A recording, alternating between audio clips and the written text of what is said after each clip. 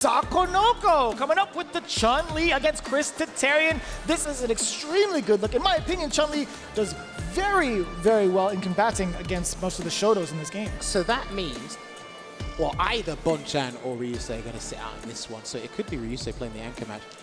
It's going to be the first appearance here for Sakonoko. It's just good to see. Now, obviously, I know a lot of commentators and other people, he's highly revered for his execution. I've watched play this game a fair bit. He has dropped a few things with Chun-Li, but it's still pretty much phenomenal to watch him play. I'll give you some more dirt. Dude, he's been like a fly on the wall up until this point, by the way. And when I first saw him at the hotel, he was not even trying to play any games. He had his mask on. He was incognito mode and watching everybody press buttons. Let me tell you this. He was facing Takamura yesterday, the first of 5. Takamura said, Sakonoko is good, but what he prioritizes and where he allocates his brain power is weird. I said, so what does he fall for then? He said, DI in the corner. That's what he said. He got it with every single DI in the corner. That was actually going to be my next point. One of his biggest faults is in the corner on defense. He doesn't make the right educated guesses against the mechanics of the game. Because he's focusing on something else, which sometimes players that play against him can't really quite figure that out. But he has actually got optimal conversions, and he does do light Hazanshu over fireballs, light fireball at the last point, because I think she's projectile invincible for like frame 5 on the lower half of her body or something like that. I can't remember, I read this a little while ago. So let's see what happens here. Gets the throw tech. Oh, what a whiff punish there from Chris, and he's gonna go for the crouching conversion there as well. Identifying whether they're standing for a standing Pacific combo or a crouching one is huge. Now, most of the time, I do like the way that Chun-Li can present herself in the neutral against Ken or a plethora of characters. Her walk speed is phenomenal. Her range on her normals and her special normals just as good. But right now, Chris Tatarian has been so cautious of either approach, either the walk speed and the positioning that she's in, and also the placement of that low medium kick. Oh, she's got some of the best normals in their respective categories in the game. Lovely whiff punish from Chris. He is so on point with his whiff punish, just in general as a Street Fighter player. Gets the triple flash kicks. Holding it down here, jumps away, takes the crouching fist. Drive rushes in. Christy got a lot of drive gauge to work with here and took a risk there with the jump. And I've seen Sakonoko do that before. He will walk under certain jumps and get a full punish counter conversion from the stand medium punch. Puts him in a beneficial situation here. Almost got the punish counter with the HK. This is going to be great for the big pendulum swing that you mentioned. Well, get the drive gauge back. The damage is pretty significant, but there is critical alert on deck now for Sako. It still puts he can bait something. Yeah, it puts him in a dangerous spot where one touch can kill. But Chris Tatarian taking the initiative instead to bring it to Sakonoko's doorstep. So, 3 interactions in that set alone. Sakonoko made the wrong decision. EX Tensho kicks was blocked. Yeah. He lost in that interaction as well. There was a third situation that has completely escaped me now, which I saw it moments ago, which didn't work out either. They were being the throw bait on into the level 3 conversion. Right.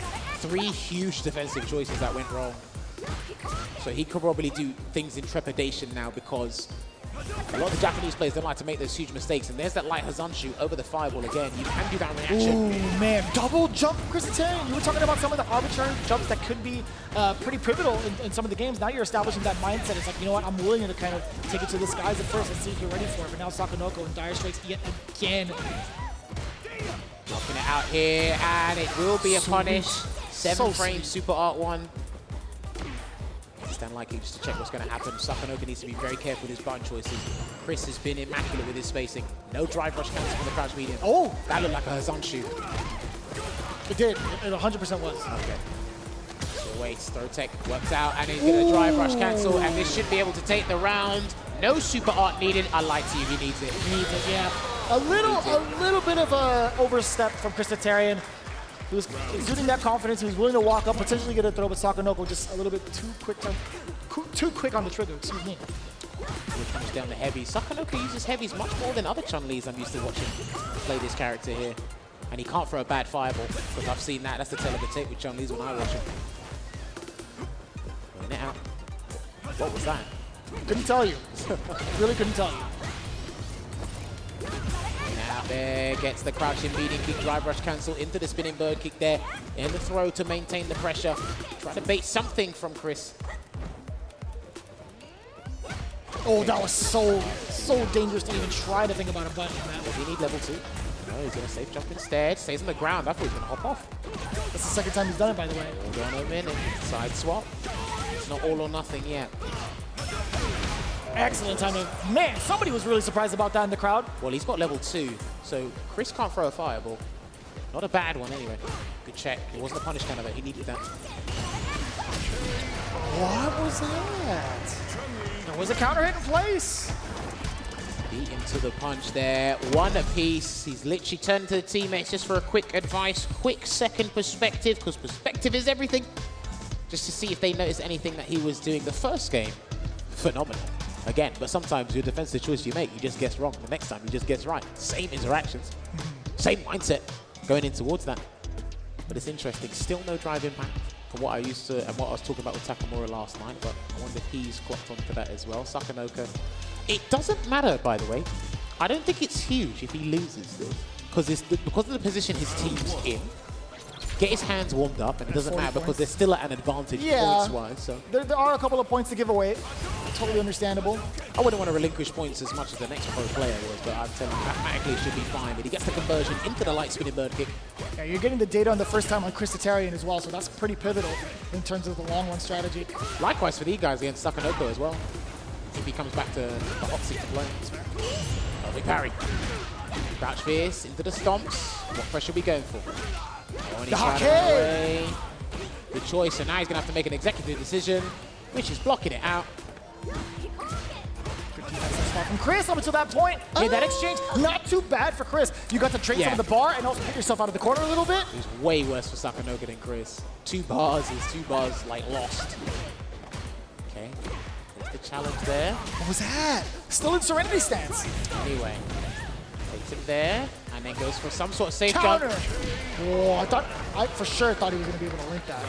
Yeah, I'm not sure what he was going for, but it did say counter, and it worked out, but maybe he didn't have enough frame advantage for a light to connect afterwards, or maybe he mistimed it. Who knows? No drive rush cancel again from the low forward. He is flailing all those buttons, and Chris is really trying to find the opportune moment to get the perfect whip punish. And I think even he thought he was out of range of that. That's one of the longest crouching media kicks in the game into the Super Art 2. Take it away, Sako. It's the same jump. Punish counter off the perfect parry fireball. Christitarian again. We talked about the importance of not throwing out a bad fireball, right? Sakonoko very much so keen on getting the perfect parries. And speaking of, even checking the dragon lashes. Gets the crouching hard punch conversion after. I thought he could have got a roundhouse there, but he wanted the safe jump set up instead. OD. That's not a true block string off of Christitarian. Doesn't want to burn himself out. He doesn't want to get burnt out, but the level 2 is there, and I think he's got him in the range. The last hit should probably do it. Quite. Oh, it's fine. Yeah, absolutely fine, because he still gets to ensure a true block string into the super, but it was really up to Christitarian to make that executive decision whether or not he wanted to reign with that super on wake up. It was a difficult choice to make. You're in a deleterious position. It's very difficult to assess that, especially on the fly as well, because again, you're almost in burnout. In that situation, I think even after the jab, like if Sakonoko lets the jab out, I still think he recovers in time, so I think that was checkmate. Yeah, well, he's in burnout, so it's like regardless, sometimes your demise is inevitable there. But again, came out the gates running. Good start there from Chris T. He actually had really good spacing there until Sakonoko decided to readjust it. Lovely identification there that he was crouching, by the way, because again, like I said, there are combos that only work for crouching opponents, and if you would punish a crouching attack, you will keep them in that state.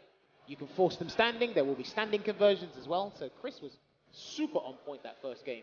And then Sakonoko changed up his defensive choices, didn't take as many risks on wake up, was able to walk in that range and make sure he basically badgers Chris T with that crouching media kick as well as other buttons as well. I will say Christitarian's defense against the safe jump setups, or even like the stomps, the very, very late stomp, they were good. They were very, very well done. Despite taking 2 throws, I think what happens afterwards, I think his awareness of it, is like of mitigating the damage, or the risk, I should say, of taking those throws was pretty top notch. I think that was a fair assessment to make for Chris T. Yeah, there you go. And then after, turning it around, maybe that was the pivotal moment there. That throw tech into the crouching medium kick, drive rush cancel. Maybe that was the turnaround that Sakonoko needed to get that bravado, get that confidence to come back and keep his team in this. Oh, my. Talk to me. I just looked at the point spread. You know what we talked about before we went into the break, right? We did? So, look, FAV Gaming could potentially win it all out here if their anchor match goes in favor of them. I don't know who's going to be playing for FAV yet, but man, they're pretty close to getting that full sweep for 70 points. That is a very good Right there. Maybe situation it there. wasn't plus enough. And even Sakonoko, he looked at it. Actually, he looked up the cam. He's just like, he shrugged. He's like, I guess he missed. Do you know what? Sometimes the best answer in Street Fighter 6, because there's so many unexplained interactions, we're still learning, especially in the first year, the inaugural year of the game. You just shrug your shoulders and just move on. Legit, that's all you gotta do. Oh, that was fine. Yeah, he got the safe jump set up off of the roundhouse. My mistake. Okay. Yeah, so Sakonoko did pretty much just secure that off of the safe jump roundhouse. Not a lot Ken could do about that.